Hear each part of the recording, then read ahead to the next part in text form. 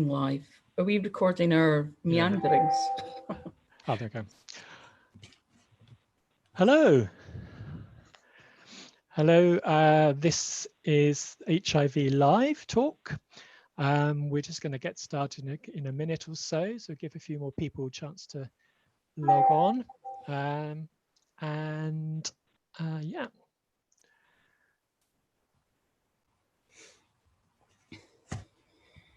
And you just want to move a slide forward for me just to check it does.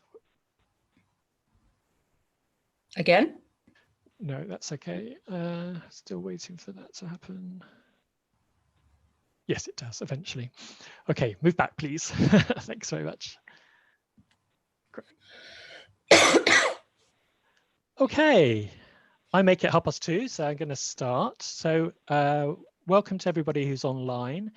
Welcome to our 4th HIV Live Talk, which is focusing on mental health, social isolation, and loneliness. And I don't think that these themes couldn't be more, these themes couldn't be more pertinent as they are at these challenging times that we find ourselves in now as we're trying to deal with different way of being during this coronavirus pandemic in the UK. So mental health is rather the poor relation when compared to physical health, with many years of underfunding, and it seems to be a bit of the Cinderella of health situations. So getting help for mental health can be a bit of a postcode lottery for many people, and people living with HIV are around twice likely to have mental health problems compared to the general public.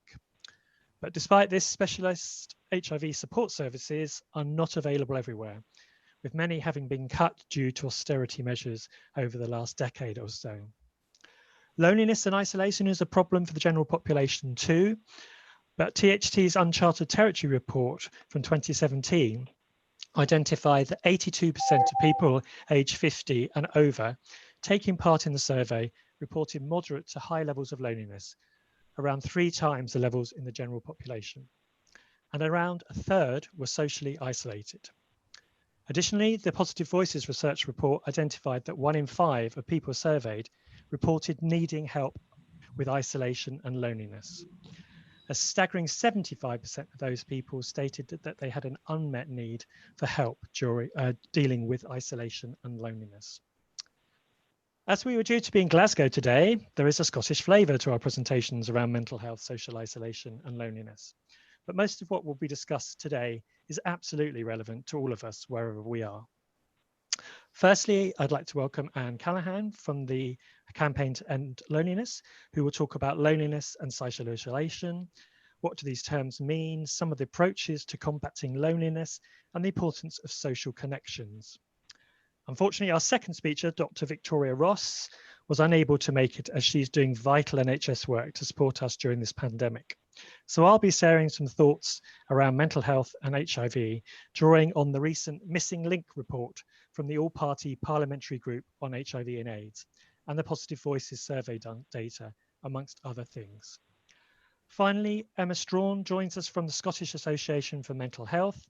She will talk about a new pilot project that seeks to tackle stigma and discrimination surrounding people suffering from poor mental health and provide information and support for people in 3 of the most deprived and populated areas of Scotland.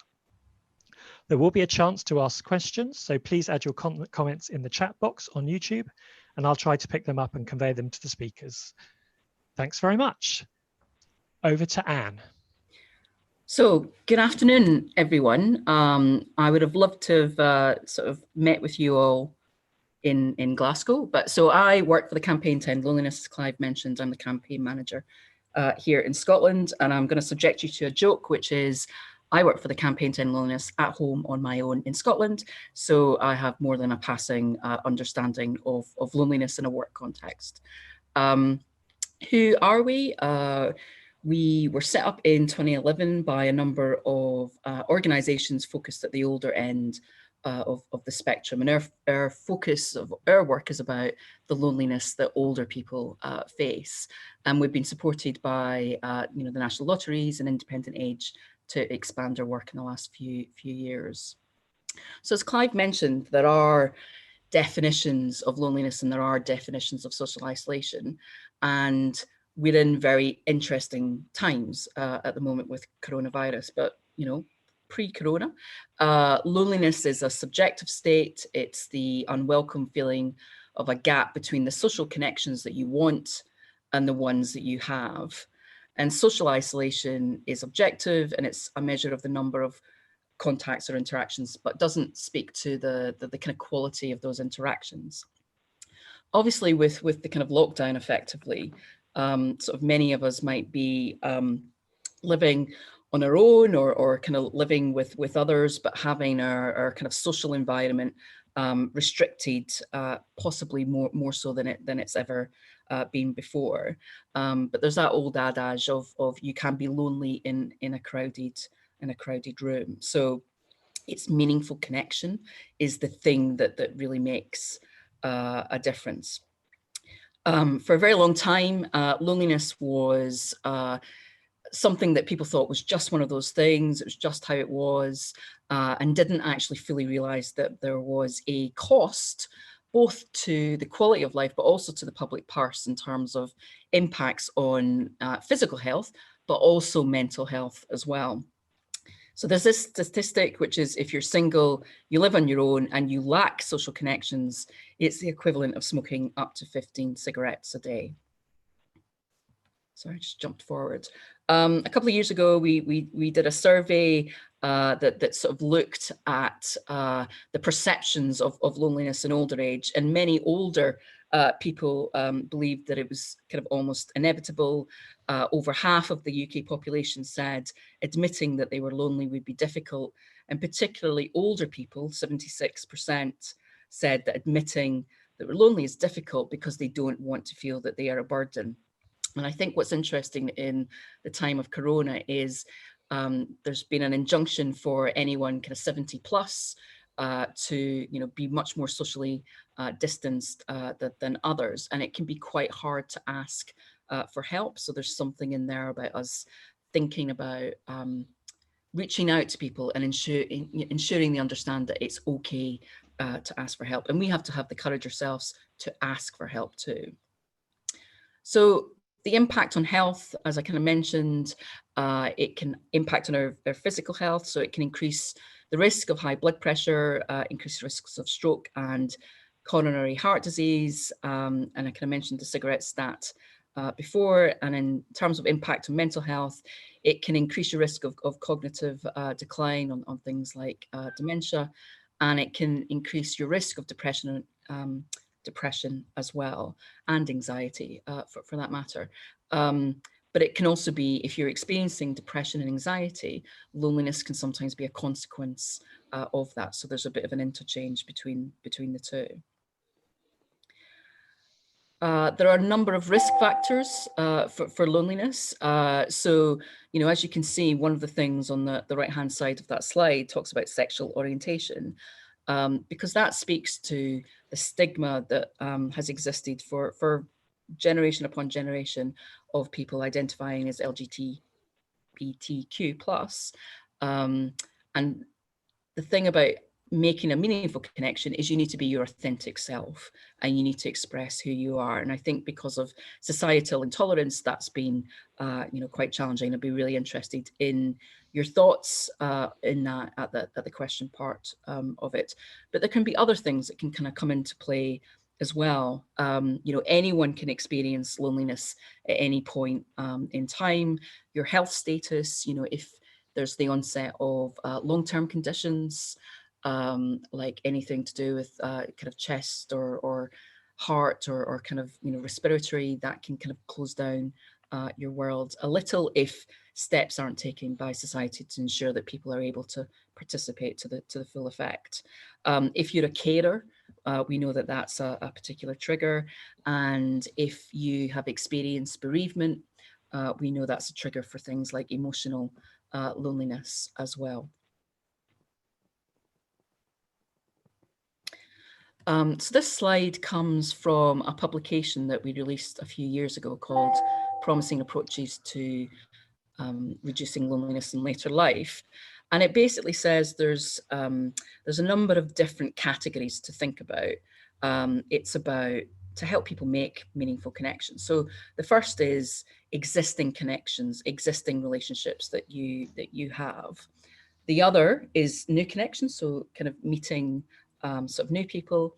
And the change thinking is about how we look at ourselves, so being connected to ourselves. Because I think one of the insidious things about loneliness is that, you know, when it gets to the chronic stage or on your journey towards that, it can start to reduce your sense of yourself.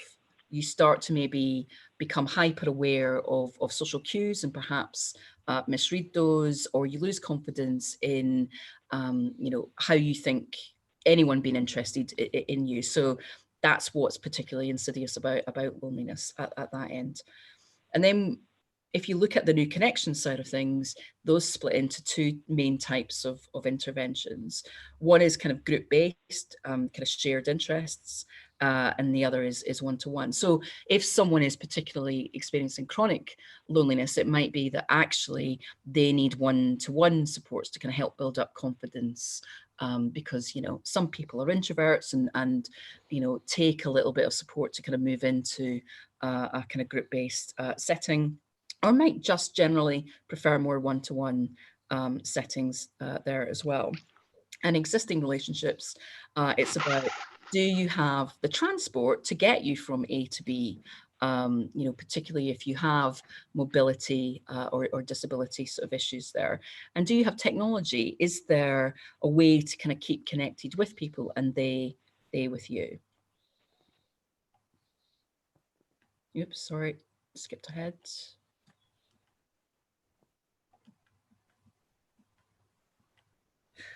Right. So the Campaign to End Loneliness had asked the University College London to do a little bit of a deeper dive into some of the factors that impact on loneliness. So one is group identity, which very much speaks to you know, the group that we're kind of talking about here. If the group experiences societal intolerance, then that can make it make things kind of a lot tougher. Personality, whether one is an introvert or an extrovert, can help or hinder how you interact with people. But at the same time, perhaps you might be an introvert, but you might be conscientious in keeping up your connections with people, or you might, as an introvert, be really good at fostering a smaller number of connections, but a sort of higher quality of those. Cognition is kind of how we look at ourselves. Self-efficacy is this, do we trust ourselves to accomplish things? So it might be sort of really simple things like, you know, putting the rubbish sort of out that day in these contexts in safe ways, or it might be maybe doing the kind of the housework in the most effective way, or it might be something in relation to work or something in relation to a hobby. So we have to have a belief in ourselves, and sometimes we strengthen that belief when we feel able to do things, however small or large those are.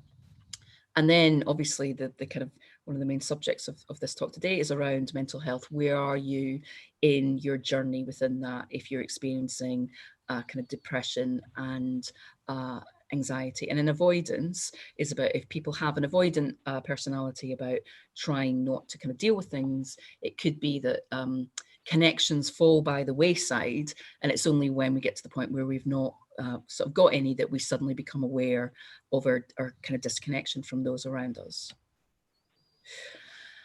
So obviously we're all going through a very kind of challenging time at the moment. You know, just to share my situation, is I live on my own, and today when I got up, I think I was having a bit of a mental health day, because I haven't stepped outside for a number of days because I'm on the higher risk category because of my health. And it's how that's profoundly changed the way I sort of interact with the outside world, and has definitely increased my sense of anxiety.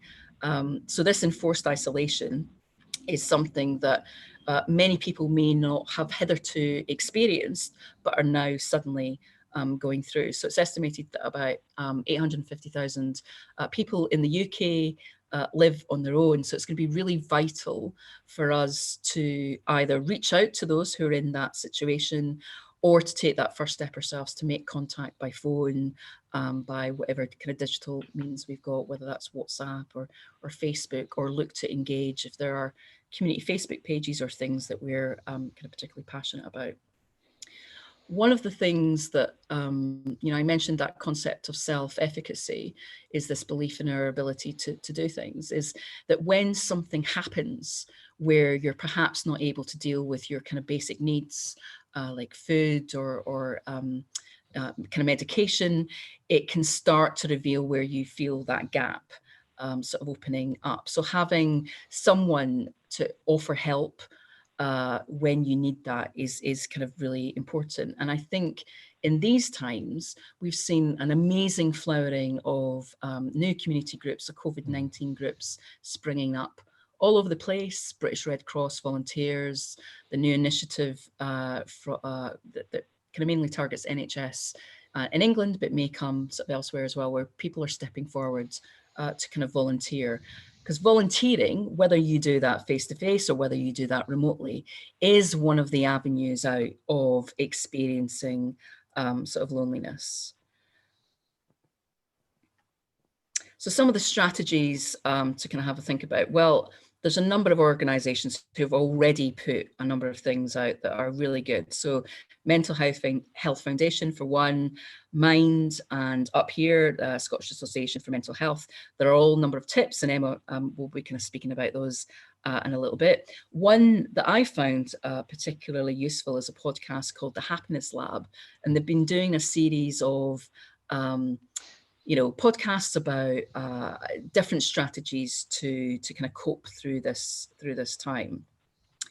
So with mental health, one of the things that happens for people is this idea of rumination, where the same idea or ideas or very kind of negative sort of thinking starts to kind of run round the brain, and it's a little bit like a whirlpool and very hard to get out.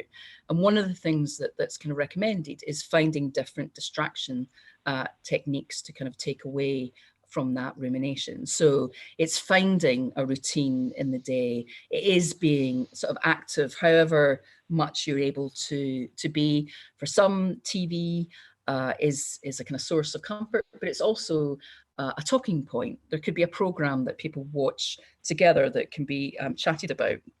If you've got Netflix and you can watch Netflix on a computer, there's even a Netflix chat function that you can kind of do with friends holding a Netflix party, apparently. Reading, so actually being able to enjoy, where possible, our own company. So reading is a kind of really important tactic to take there. Talking, I think is really important in this, and finding different ways to reach out to people and they to you, whether that's some people that perhaps you had peer support groups that you used to meet face to face. Can you move and do that online if you've got access to online, or even just on the end of the phone? Meditation, I suppose it's cognitive behavioral therapy tips. It's just giving your brain a bit of a rest from the stress of this time, and a kind of time out from thinking about your experience of loneliness, if that's what's going on for you. There might be practical things that you can do around your living space that actually builds on your sense of purpose, which is that sort of self-efficacy point as well. And then I mentioned kind of volunteering, that you can do remotely if you're on the kind of higher category of risk. So for example, I've linked in with my local kind of support group, and we're setting up lots of different chats, and we're helping other people who are able to drop off shopping and other things to those that can't get out. So I have that sense of purpose, which kind of helps me sort of get through the day. And then it's a bit horses for courses. So are there other groups or other passions that you have that you could kind of link up with, and it's a chance to kind of get to kind of know more people?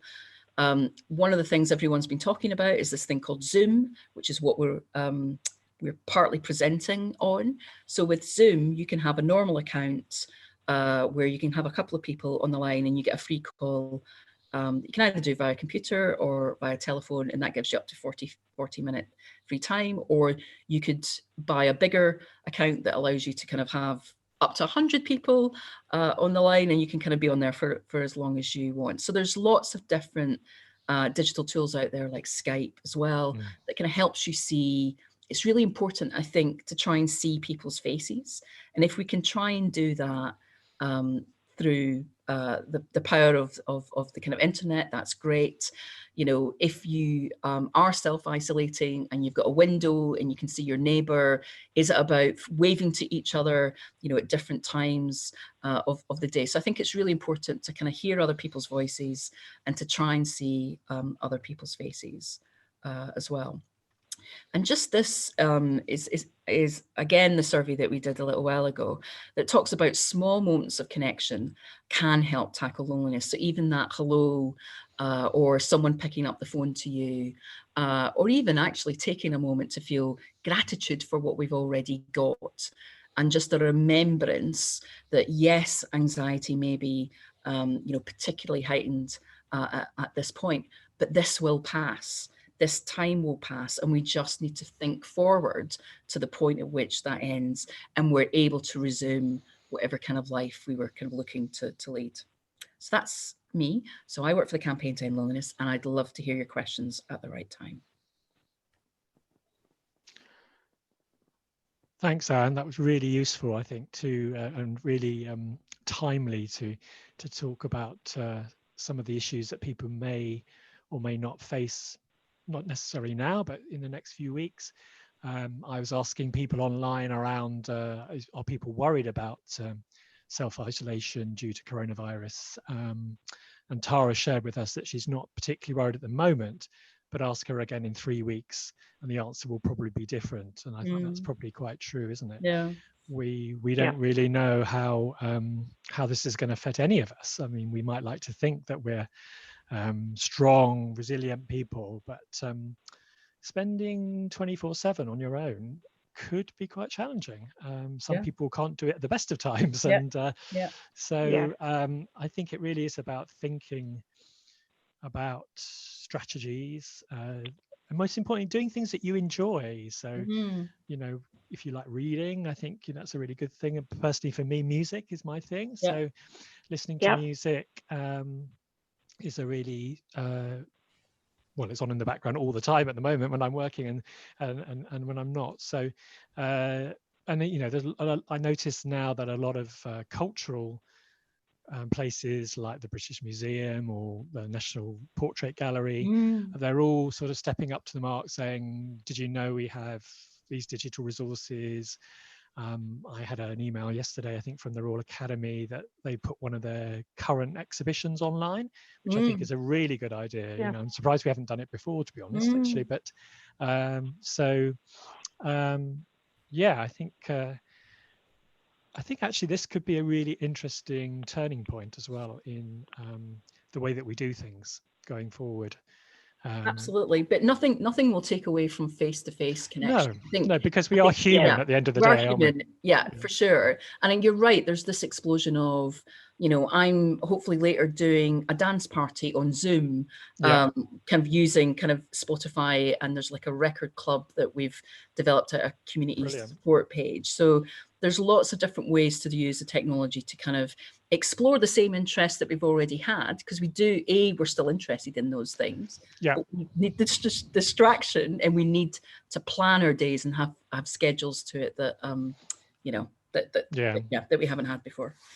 I mean, I've got a birthday in a couple of weeks' time on Easter Saturday, and I'm planning a Zoom or a Skype, probably a Skype actually, party, just so that people can, you know, I can just see people and say hello and raise a glass and that kind of thing. Because I think actually, you know, I'm kind of a little bit kind of feeling like that's not going to be on your own. When you live on your own, particularly, isn't it?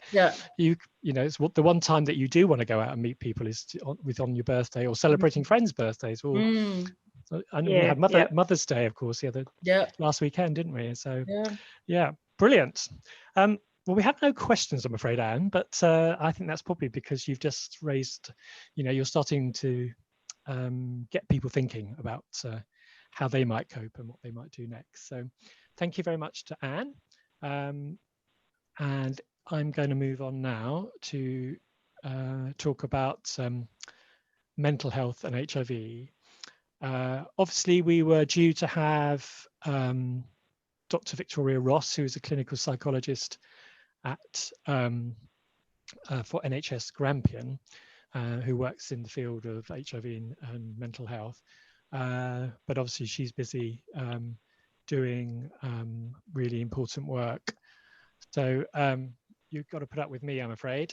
So what I've done is pieced together some information from a report that actually came out about a week or 2 weeks ago from the all-party parliamentary group for HIV and AIDS called Missing Link. And it's sort of in partnership with Mind and the all-party group for mental health as well, examining just this area about mental health and HIV. So why do we talk about mental health and HIV? What's the big issue here? And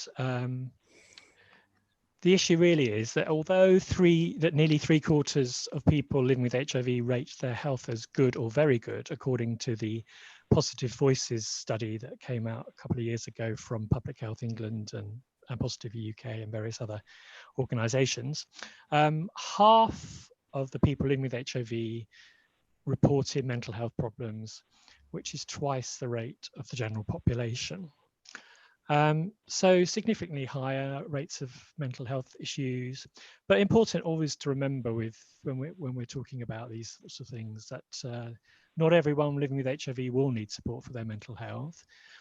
Issues may crop up in different times in life. They might be life events. They might not be related to HIV in the slightest, but so important to note that people will have different experiences, and also to note that mental health really exists on a spectrum. So from very mild, like anxiety, maybe panic attacks, those sorts of things, to more severe cases of psychosis or schizophrenia, those sorts of things.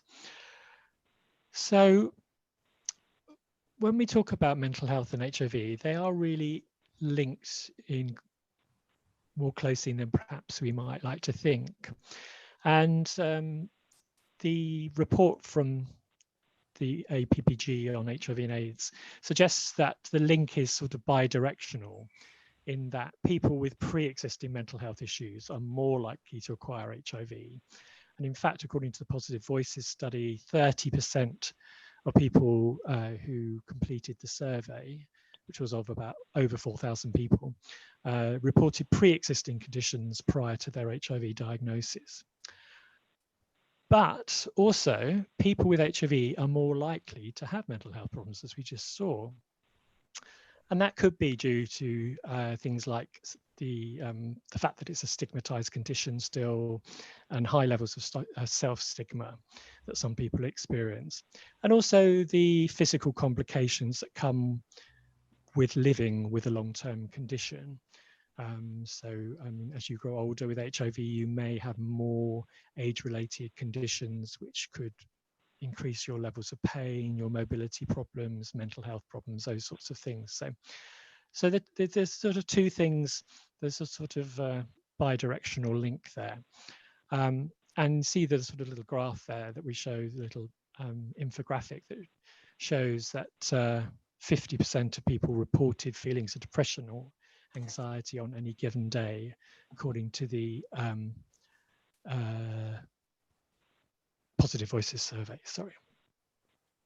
So we do know also that HIV disproportionately affects some population groups. So HIV affects groups that are already disproportionately affected by mental health issues, such as the LGBT community and the Black Asian and ethnic minority groups, BME groups. So the Missing Link report highlighted some research from Stonewall that showed that 52% of people experienced depression in the last year. And the Black Mental Health UK organisation highlighted a number of issues for people from Black and minority ethnic groups, such that they're more likely to be diagnosed with mental health problems, more likely to experience a poor outcome from treatment, more likely to be diagnosed and admitted to hospital, are more likely to disengage from mainstream mental health services, leading to social exclusion and a deterioration in their mental health. Also, globally, transgender people are at significantly increased risk of acquiring HIV. And for the UK, the data is only just starting to be collected, so we don't really know the prevalence as such yet for transgender people. But on a global scale, there has been a number of studies that show transgender people are more significantly at risk of acquiring HIV. So HIV is one of the most stigmatized conditions probably, and stigma and discrimination remain a huge problem for people living with HIV.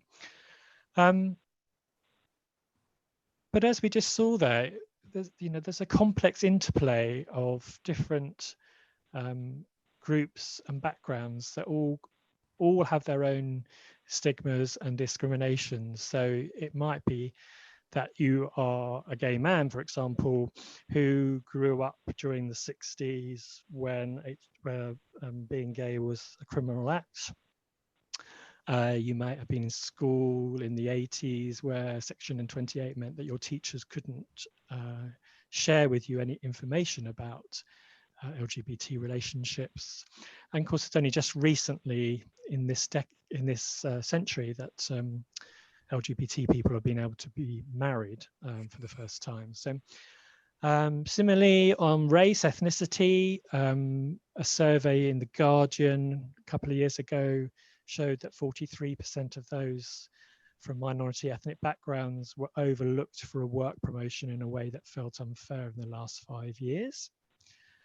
And then when we look at HIV, lots of surveys and data around about stigma in HIV, but a national survey by the Stigma Survey in 2015 highlighted that 50% of participants reported feeling shame, guilt, or self-blame in relation to their HIV status. So you could have one of those stigmas, or you could have multiple layers of stigmas, and they can all add up to impact on your mental health and also on your physical health, of course. So what is the impact of stigma? Well, it can have a negative physical, it can lead to negative physical and mental health outcomes. So that might come about by avoiding treatment, for example. So some people feel that the only control they have over their HIV is to stop taking their medication, which then obviously affects their viral loads, and all sorts of health-related problems can result as a result of deferring, avoiding treatment. It can lead to isolation and loneliness. People feel that they don't want to go out, they don't feel valued by other people, so they just decide to stay indoors. And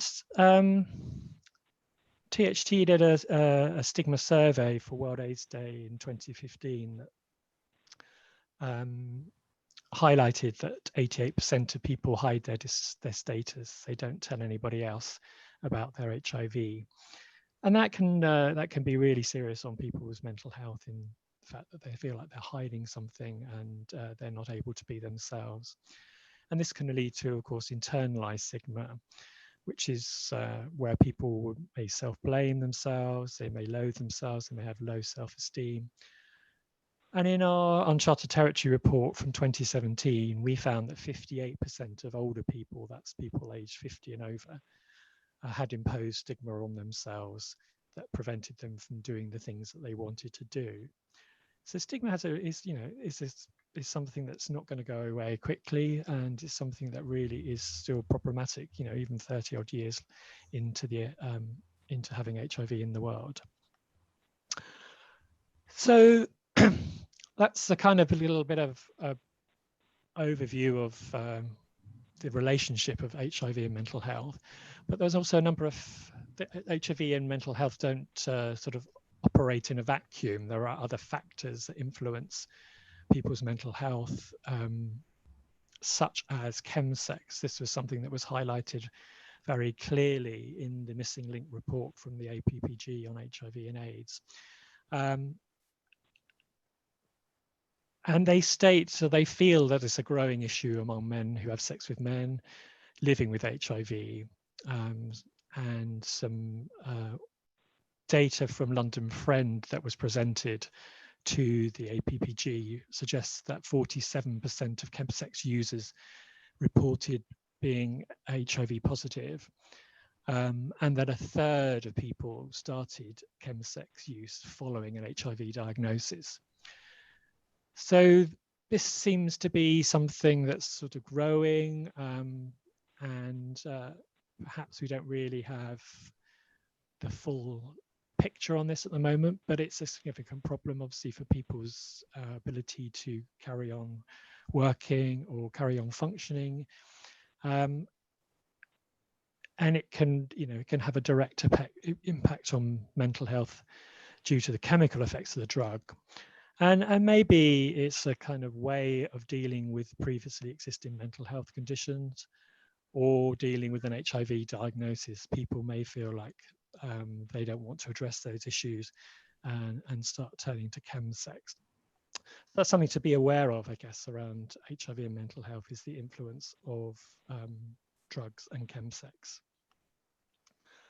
Another area that's highlighted as a significant problem for people living with HIV around mental health is around benefit changes, a change in the legislation back in 2012, I think it was, where people who had previously been given disability living allowance, for example, were now being reassessed and made to reapply for personal independence payments. And certainly I know in my own work, this is a really significant problem for a lot of people. It's very stressful. It's causing a lot of emotional and mental distress. The fact that the benefit system is or has been results incentivized often has led to people being very poorly treated and not being understood, shall we say. And the Missing Link report highlights the number of suicides have been reported, and the fact that people find the whole process overwhelming. And if you are struggling with both your mental health and your physical health, it's very difficult to contend with the whole process, which can be dragged out and drawn out over a period of months, sometimes years, when people are waiting for that brown letter to drop through the letterbox, either asking them for assessment or coming forward with their results. And for some people, I know that the whole kind of process of having to re-justify your physical health is sometimes an issue that brings back a lot of trauma. It brings back the whole process of HIV and diagnosis, and it can re-trigger a lot of past trauma for people. There's a little quote here, I guess, that's sort of sums that up. I guess that the assessment is awful, so degrading. They try to trick you to make you give something away that you would show that you were pretending. Why would you pretend? I don't want to be like this. They don't seem to understand HIV at all. No 2 days are the same. One day I'm fine and could work. Tomorrow I can't get out of bed. And I think that sort of sums up a lot of people's experiences of living with HIV, that it's not something that is predictable very often. So we mentioned there traumatic experiences can be relived through the benefits process, and acute stress disorder or post-traumatic stress disorder are sometimes experienced by people living with HIV. And these types of anxiety disorders occur when a person has experienced a traumatic event and is unable to process the shock properly. And I certainly know that a number of the long-term survivors that I work with tell me that they feel that they are experiencing PTSD type symptoms. And in fact, in the USA, they've gone a step further in defining something called AIDS survivor syndrome, which conveniently allows them to use the term lexic ASS, AIDS survivor syndrome, which is a great logo. And that's defined as a syndemic, so that's a collection of conditions that exist on a spectrum. And that can include, depression, anxiety, panic attacks, all sorts of conditions that people are commonly going through. And I think the important thing that they try to emphasize by this definition is the fact that it's an extended period of time that people are experiencing trauma. So, for some people, 30 plus years of diagnosis, whereas for a lot of PTSD cases, it's over a much shorter period of time usually. So another thing that can influence mental health in people living with HIV is actually the HIV treatment itself. And some HIV medication can affect emotional and mental health. And problems that can occur are the likes of depression or anxiety, sleeplessness, vivid dreams, and dizziness. And kind of the drug that is most likely or has been found to be the most problematic in terms of these types of conditions is efavirenz, the first one on the list there. It's now recommended by BEVA that people are not put onto that drug as a first choice now because of some of these problems. I mean, some people find that taking the drug at a different time of the day can help with some of the side effects. So you might want to take it in the morning rather than in the evening. But the good news is here that it's always nearly possible to do something about side effects, often by changing the treatment to one of the over 20 HIV drugs now available.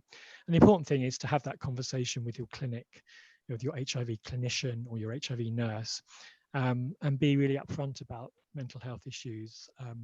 Time is very sparse with your clinician now, and so people sort of sometimes say to me, well, I only feel I can talk about what's going on for me physically, but it's really important because of the fact that mental health is not in isolation. It's always with physical health. So please have those conversations if you feel like your medication could be affecting you. So it's a complicated scenario, really, isn't it? It's a complex situation in which we find ourselves. And I've taken this quote here from the Positive Voices survey. My mental health is still an uphill battle. Now that I have stopped using drugs entirely, the underlying mental health issues that were there all along are now bubbling to the surface. The fact that my mental health needs are not being met means I am unable to get back to work and fully participate in society. I felt as if I am in a sort of holding pattern. So this sort of, for me, was a sort of really pertinent statement where actually our mental health, our physical health are all linked to other factors that are going on around us and impact also our ability to function within society. So I read a report that's where one of the clinicians said there's no HIV health without mental health. And I think that's probably quite true, that and probably for any of us actually, we can't really be healthy without good mental health. And I'm sure that's something that Emma will be covering later on. So what health support is available? Well, the Missing Link report shows that 40% of HIV clinics have no access to psychological or mental health professionals within their multidisciplinary teams. I mean, in London, there are some good mental health units there, I know, but I know it's not the same across the country. And we know that good mental health support is really important for adherence to HIV medication. But despite that, it seems that the treatment at the lower end of the scale is not as good as the treatment at the more severe end of the scale. And the APPG make a very sort of firm statement in that they suggest that there is no evidence to suggest that generic services, so your bog standard counselling service, for example, for low severity issues are effective for people living with HIV. And the APPG state that they're very concerned, that they feel that generic services, mainstream services, are not fit for purpose for all people in their current form. That said, there is a lot of professional support out there, both within the NHS and outside. I won't prepare to kind of read this through, but suffice it to say that, you know, you should go from the very highly trained and medicalized psychiatrist who would be treating mental health issues primarily with drugs, along to the sort of other end of the scale, which is your IAPTs, your psychological wellbeing practitioners, who might help with low mood or anxiety or panic, those sorts of things. And within the middle of that is a whole kind of counselling and psychotherapy, which you may be able to get through places like Mind, or as a paid for service in your local community, and the mental health teams, of course, that work with more complex issues. So lots of support out there, but may not necessarily all be available where you live, or within your means if you have to pay for it, of course. So that's been a little bit of a whistle-stop tour through various different sort of factors and themes that I've come across, mainly through the Missing Link report. And I just wanted to sort of sum up really with some final thoughts. So as we suggested, the link between HIV and mental health is complex and bidirectional. Stigma and discrimination is still problematic, leading to loneliness and mental health issues. And for all of us, it's very important to look after our mental health. So speak to your professional, be it like an HIV clinician or your GP, and seek professional support if needed. Adopt some of the techniques that we'll be sharing with you today as well around you know, keeping yourself connected, keeping yourself busy, and doing things that you enjoy. I just thought I'd end on a rather hopeful note there, that it gets better as we get older, apparently, if we're to believe the data. So the over 65s, according to the Positive Voices study, were less likely to report depression or anxiety.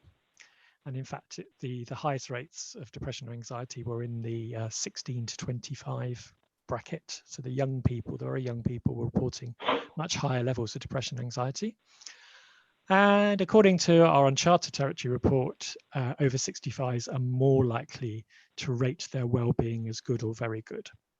So maybe as we get older, we are more settled with who we are and what matters to us, and are enjoying perhaps being retired, and not having the stresses and strains of working life and those sorts of things, or and bringing up young families and those sorts of things. So hopefully that's going to be true for all of us. So just a final slide here is to show you the some useful resources that I have drawn upon during this presentation. So that's the Positive Voices survey, which is this Changing Perceptions. You can get that from the NAT website.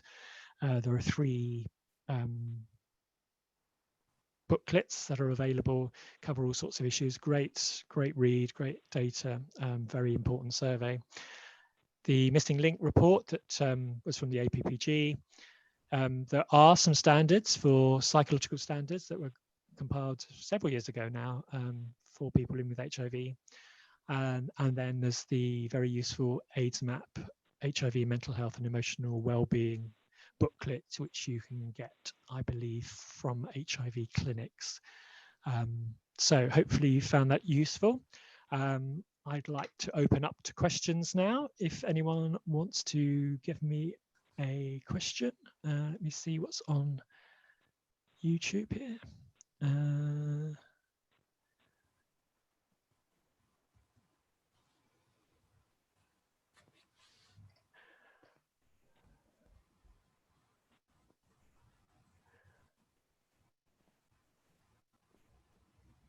Yep, so Tara suggests that there was a huge public health campaign when HIV first emerged. Why no public health campaign now to counter outdated stigmatizing ideas? That's a good question and something that gets raised quite a lot. Normally the answer I hear is that it would cost so much money to do, but that is interesting actually for me when we look at the fact that it was with the coronavirus, for example, a public health campaign was launched very, very quickly. And, you know, we all got a text on our mobile phone from the Prime Minister, and there were videos and all sorts of things, and the washing your hands poster came up very quickly. So I don't have the answer, obviously, because I'm not at that level or involved in those kind of decision makings. The only thing I might also add is that the fact that we are now moving, or there's a whole movement to end HIV transmissions by 2030, and a number of cities, including Glasgow and London and Brighton, have all signed up to that.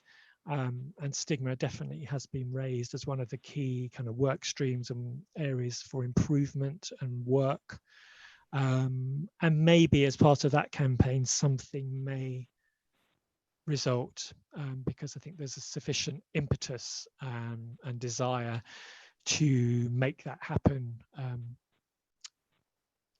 So we'll just have to watch that space, I think, on that one.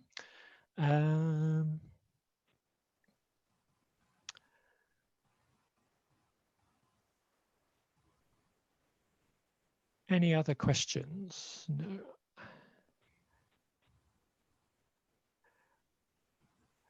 So yeah, nice comment here about inequality in therapeutic interventions, where people who cannot afford treatment,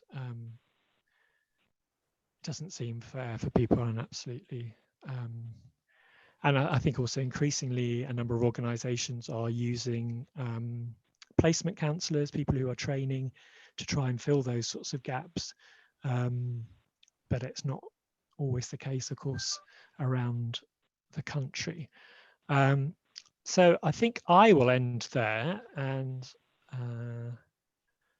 I will hand over to Emma from the Scottish Association for Mental Health. Thank you very much. Well, thank you very much for inviting me along. And the two of you, Anne and Clive, have done an amazing job talking about mental health, and probably covered quite a lot of some of the things that I was going to talk about, but I don't think it's a bad idea to kind of touch on them again. So the Scottish Association for Mental Health has been going since 1923, so we've been going for a very, very long time. And Let's Talk was launched just over about 18 months ago, funded by the National Witness Community Trust. So we are a pilot project, as Clive said, that's operating across Glasgow and Lanarkshire. These areas were picked because of the high rates of suicide, because of the long waiting times for mental health services, and also because of the pockets of deprivation that exist across all three local authorities. A big part of this project is to tackle some of the stigma and discrimination that a lot of people feel looking at mental health problems. We all have mental health like we all have physical health, but I think a lot of the time when people think of mental health, they go to the negative side of mental health, you know, the mental health conditions, and don't appreciate, you know, the value of having good mental health and how that propels you and informs so many other parts of your life. So I think it's a big issue that we still need to address. It is getting better. I think there are some mental health conditions that are more more talked about, but there are certainly a lot of others that don't seem to get that same kind of coverage and don't meet the limelight as much as well. So, and another big part of what the Let's Talk project is about signposting to local support services. We have a lot of charities and organisations and activities and events across the UK, but I know for a fact, particularly in Glasgow and Lanarkshire, that are really, really vibrant and really willing to help people. And it looks at more of a kind of proactive approach rather than a reactive approach. So rather than getting people to these crisis situations, we're hoping to intervene in the meantime. and help people to stop them from getting to those sort of situations. I'm not an imposter. I am somebody with lived experience of poor mental health. I was diagnosed just over 2 years ago with anxiety, depression, after having a number of different circumstances going on in my life at the time. I had a physical health scare, I had a cancer scare. I also had a job from hell at the time. And on top of that, I was actually caring for somebody who had suicidal ideations at the time. So it turns out I'm not Wonder Woman, and as I say, I had this breakdown, but I was really lucky. I had an amazing GP. That was my first port of call, who really gave me the time to open up about what I'd been through. I know not everybody's the same. As Clive mentions, it's a bit of a postcode lottery sometimes with what you receive in terms of healthcare, but as I say, I was very lucky and saw a great GP. And unbeknown to me, I was undertaking my recovery through the 5 ways to wellbeing. So on the screen, it shows a little model there with being active, taking notice, giving, learning, and connecting. This is a model that's been developed by the New Economics Foundation.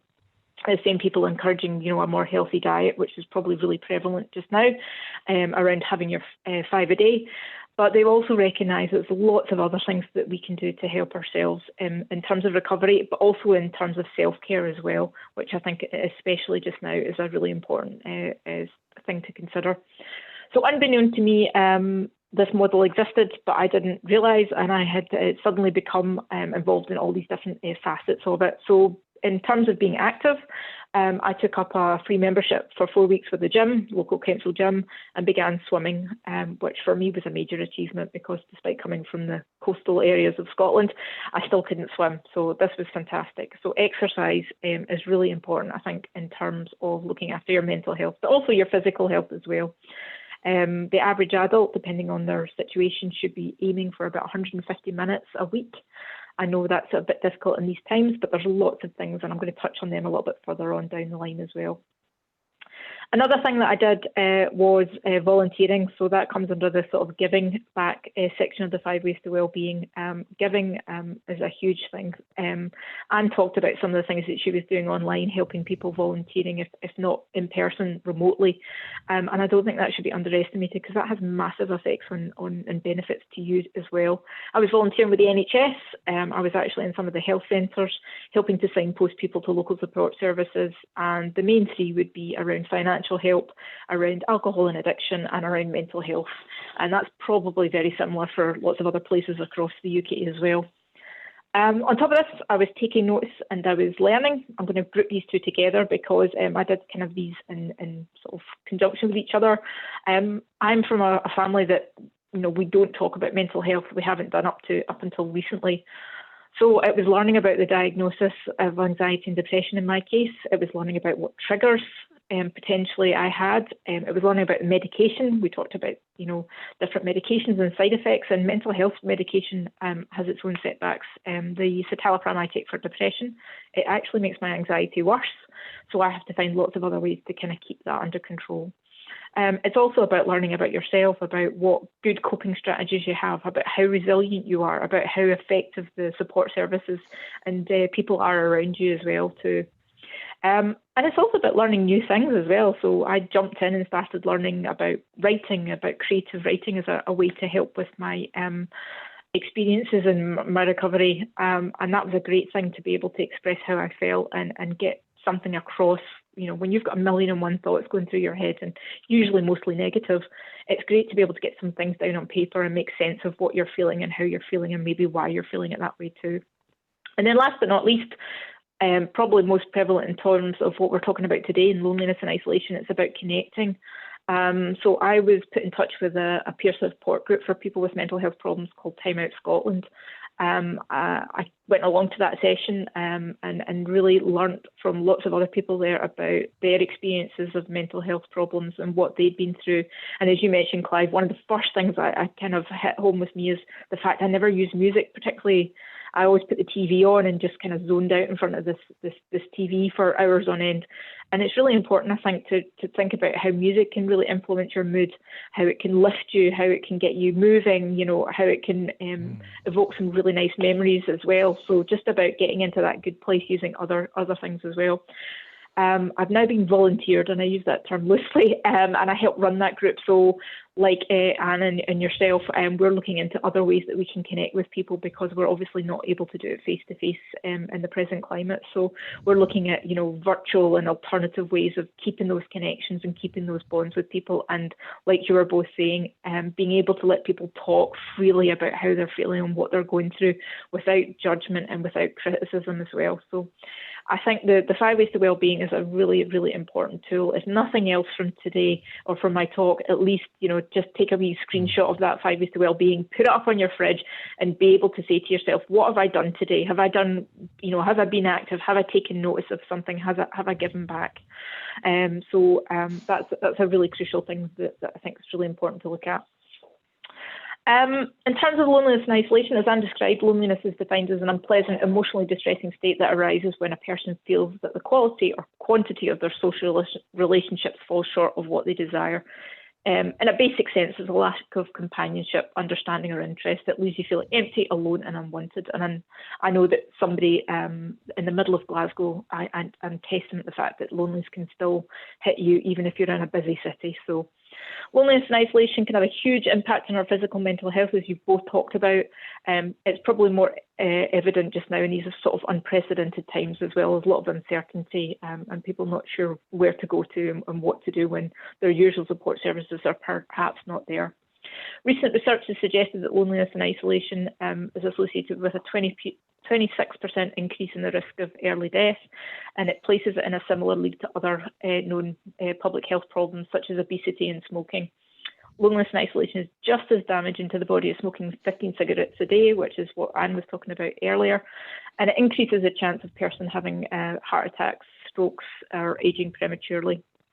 Minds say that loneliness is associated with an increase of certain mental health problems, including depression, anxiety, low self-esteem, sleep problems, and increased stress. And other mental health organisations recognise the link between loneliness and isolation and self-harm and suicide. In turn, poor mental well-being can then result in people withdrawing and becoming even more lonely, so it kind of feeds into itself. Loneliness and isolation can also have a negative effect on how we learn and how we remember things, and it makes us more likely to partake in more risky decisions. So we might become more antisocial, or we could even develop things like Alzheimer's. In areas of deprivation, surveys have shown that the impact of isolation and loneliness can be 2 to 3 times higher, and those with long-term health problems or a disability are even more so at risk as well. I know Anna was talking about kind of older groups, and Clive, you touched on the fact that sometimes older people are actually more resilient, perhaps. There was a survey done recently, a household survey done in South Lanarkshire, that actually showed that the greatest levels of loneliness and isolation were actually in 40 to 65-year-olds, then in the 16 to 39-year-olds, and the over 65s were actually some of the least affected, probably because they're our older generation more resilient, I'm hazarding a guess, and maybe more younger age groups feel ashamed and have that stigma attached to, admitting that they're feeling lonely and isolated, especially with so many ways to interact with people. 21.3% of Scottish adults say that they feel lonely some, most, or all of the time. So again, if you're feeling lonely and isolated, you're not on your own. And single adult households are usually the most vulnerable to being lonely. We've talked about some of the causes of loneliness, so I won't go into those again. But obviously, in these times, there's lots of new and things that we haven't thought about before. Maybe things that we've taken advantage of as well, or just not given a second look. So, but there are lots of top tips to tackling loneliness. I'm going to talk again about the 5 Ways to Wellbeing, kind of touch on some of the other ideas that we've come across in terms of the volunteers that I have and what they've used in terms of their own recovery journeys, and also some of the research that we've done. So again, connecting with people around you can mean building better bonds with family, friends, colleagues, or neighbours in your local community. Obviously, in these times, we're having to do it more virtually, but still, closeness is a valued human need that offers security, a sense of belonging, and gives greater sense of purpose and self-worth. It helps to reduce isolation and loneliness, and it helps to buffer against mental ill health and promotes well-being. This is largely due to building bonds, rapport, and trust, which can lead to greater sharing amongst people. So this might take the form of fears, experiences, and emotional support. So rather than emailing somebody, could you have a chat? Speak to somebody new, have some dedicated family time, maybe switch off technology for a while. Volunteer, as I say, we maybe can't do it face-to-face at the moment, but you can certainly do things like befriending online. Share old photos or a quote. Having some affirmations that you can look at of some really positive memories is a really good thing to boost your mental health and how you feel. As I say, being active, we're restricted at the moment, but we are still allowed out. So, go and grab the dog, take it out for another walk if you can. Go for a run, a cycle, play with your kids, garden, dance. If you have stairs or lift in your apartment block, try and take the stairs rather than lift. Try and get out at lunchtime. And base the activity, obviously, on your enjoyment, mobility and fitness as well. So there's proven links between having good physical health and mental well-being, and physical activity can reduce stress, depression, anxiety and cognitive decline. It also increases self-esteem, self-control, mood alertness, energy and the ability to meet a challenge. So again, there's some really good benefits of being active. In terms of taking notice, be curious, take notice of the beautiful or unusual. So you could look for the changes in the seasons, look for the changes in the environment around you. Maybe some of you like looking at the stars. So use mindfulness, journaling, draw, paint, or take photos, savor the moment. As Anne touched on before, we tend to have a tendency, especially those people with mental health problems, to ruminate, to think, oh, I should have, would have, could have done that. But the past has been and gone. Sadly, we can't change it. So, but we also have a tendency to catastrophize about the future as well, thinking of worst case scenarios. So again, it helps to kind of ground you in the present moment rather than ruminating or catastrophizing. So it's a really good tool to help you sort of take notice of what's going on around you. So your thoughts, your feelings, your body, what you're reflecting on, any triggers that you know of, and maybe to stop things, taking things for granted. Overall, it broadens awareness, it helps to reaffirm life's priorities, and it influences more positive life choices. I mentioned before about volunteering. It's a great way to give back, but there are lots of other things that you could do. You can make a nice gesture, pay somebody a compliment. If you're able to, give blood. It could be mentoring somebody, it could be listening, it could be smiling, it could be taking somebody out, it could be sponsoring a friend, helping with a project, recycling, donating items to charity, or joining a community group, especially relevant just now. It all creates a sense of purpose and reinforces really positive feelings around self-worth and rewards us all, as well as building trust in relationships. And then last but not least, keep learning. It's about trying something new. It's not about jumping on and doing a degree in the OU, but if that's what you fancy, go for it. But, maybe rediscover an old interest. Is there a hobby that you no longer partake in? Is it something you could pick up again? Could you sign up to a course, take on a new challenge? Could you fix something, make something, or repair something? Could you learn something new about someone? Reading, do a puzzle, do a quiz, research a new topic, a fact or a word. Could you learn a new language or your family history? All these things help to increase feelings of hopefulness, confidence, self-esteem, satisfaction, optimism and enjoyment. And learning more can help to build your connections, it enhances social interactions, and it builds resilience. It can also add activity to someone's life, give them a sense of purpose and achievement, help to build that routine into your day. And it's known to reduce depression, especially in older people, and improves people's ability to deal with stress as well. I had my volunteers gang together. We've actually set up a WhatsApp group. Obviously, we're not able to meet up and go out and do the community engagement that we would normally be doing through our pop-ups and our workshops that we offer. So some of them came up with some of the ideas and things that they've been using to help, boost their mood and keep them active. So Action for Happiness, they've produced an online coping calendar to help look after ourselves and others around us. The Mental Health Foundation, they have a number of top tips on looking after yourself while you're staying at home. Of course, Sam H has a website, and we've also developed one that's specifically around the coronavirus, with lots of resources during the pandemic that you can touch on. Blurt Foundation is a guide to looking after your mental health during this strange time.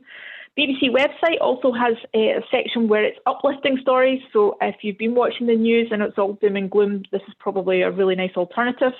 The Samaritans have produced a list of practical tips if you have to self-isolate. There's also a really good radio station called Wellbeing Radio that's offering some positive broadcasting that helps to promote mental, physical and spiritual well-being. Time Out Scotland, which is the peer support group that I help to run. As I say, we're going to try Zoom. So hopefully our new weekly meetings will be taking place, although not in person, virtually. So again, anybody can join in on those if they want to. And also we've compiled a list of podcasts that people have found really useful for either their mental health or just generally their emotional well-being, which if anybody's interested in finding out, they can drop me an email and get in touch, and I'm happy to send that on to them. So there is lots of things out there, but I think it's about finding out and adapting. Sometimes there's too much information, so sometimes it's about being able to cherry pick what might be worthwhile. And of course, it's horses for courses. What works for me might not work for you. So it's about trying things a few times before perhaps you rule them out, or knowing what doesn't work for you, or what really sparks your interest and might be a good way to help with that mental well-being. So that's me. If there's any questions, I'll happily answer them. Brilliant, Emma. That was fantastic. Some really positive stuff there. Lots of tips and useful tools that we can all benefit from, I guess. Yes. I'd have one question.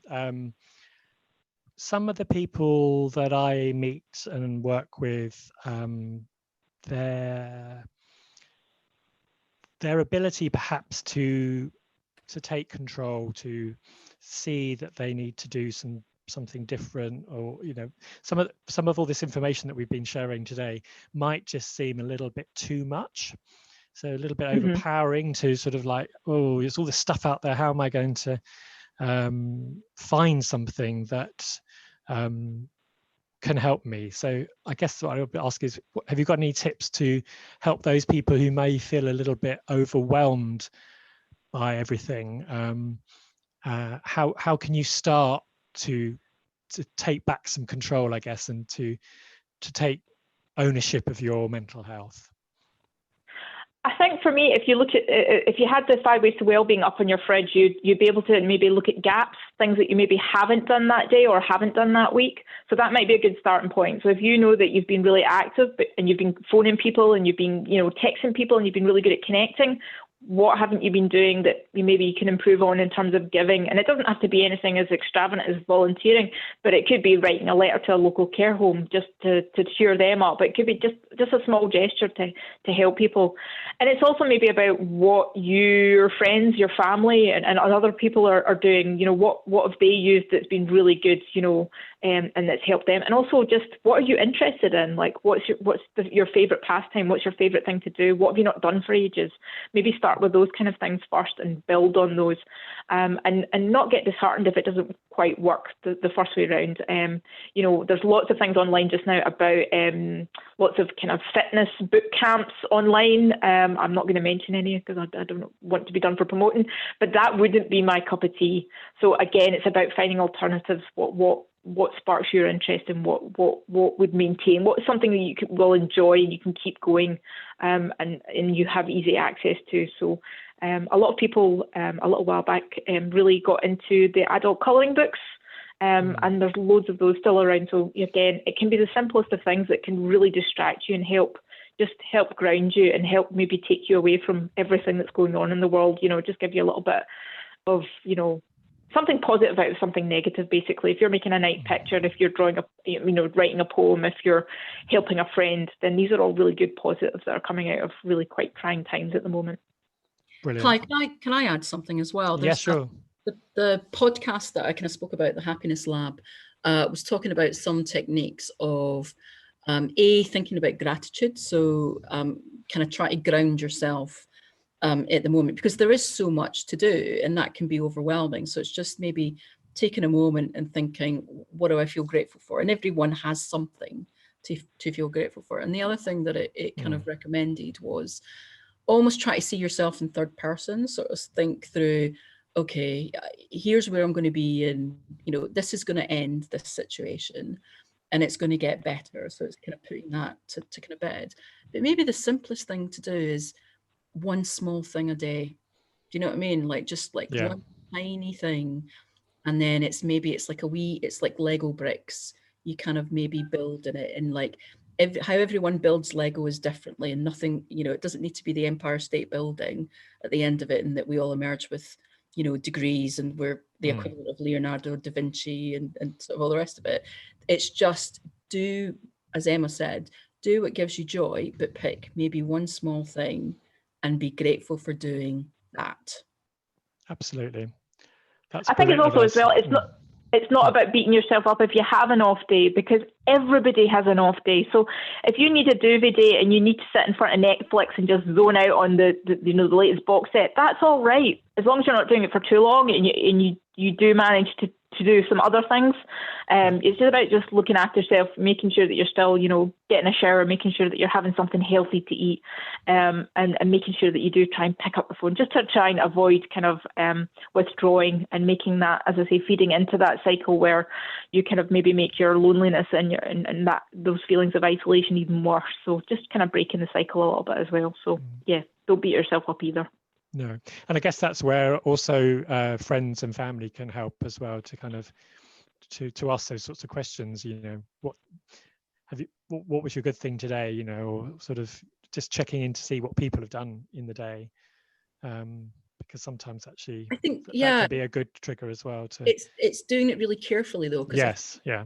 It's you don't want to then have to say, oh, well, I've done this, I've done that, I've done this. It's maybe thinking about it's questions that feel maybe less threatening. That's about, what was, what did you enjoy today? Yeah, exactly. You know what I mean? Rather than, yeah. oh, I'm behind the curve.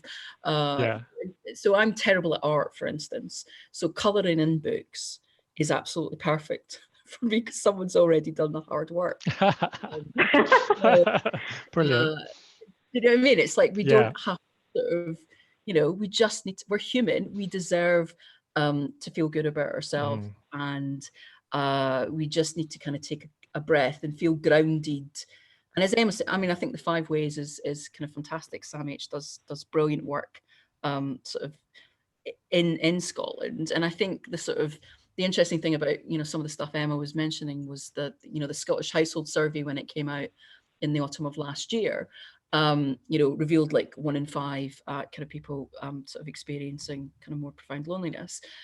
But the figures, what was interesting is it was kind of younger people and older people who were sort of definitely at the higher end of the kind of spectrum, i.e. above 18. But there are some areas around Scotland where it's double the national average. So like Falkirk, of all places, has one of the kind of highest rates of loneliness, along with Dundee and sort of like out Alloa way. And Glasgow is kind of just above the kind of Scottish national average as well. So there'll be peaks and troughs,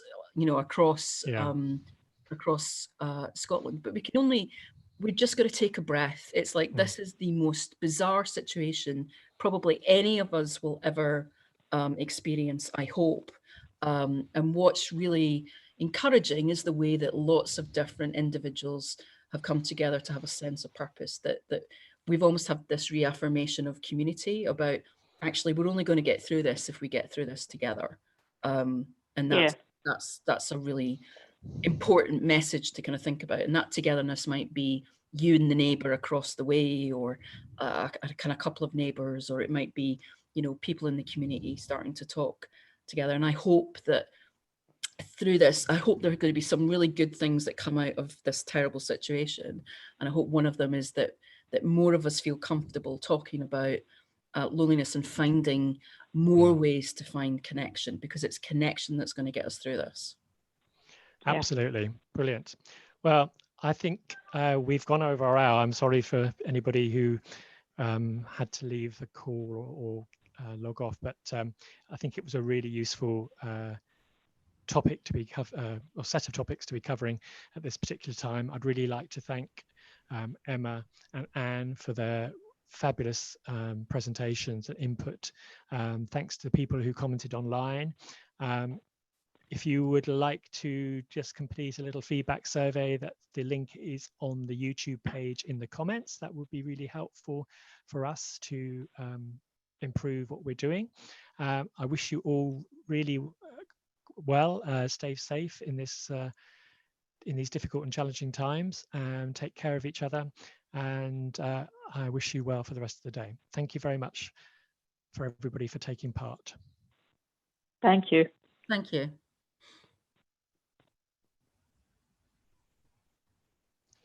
Great. Oh, why isn't that?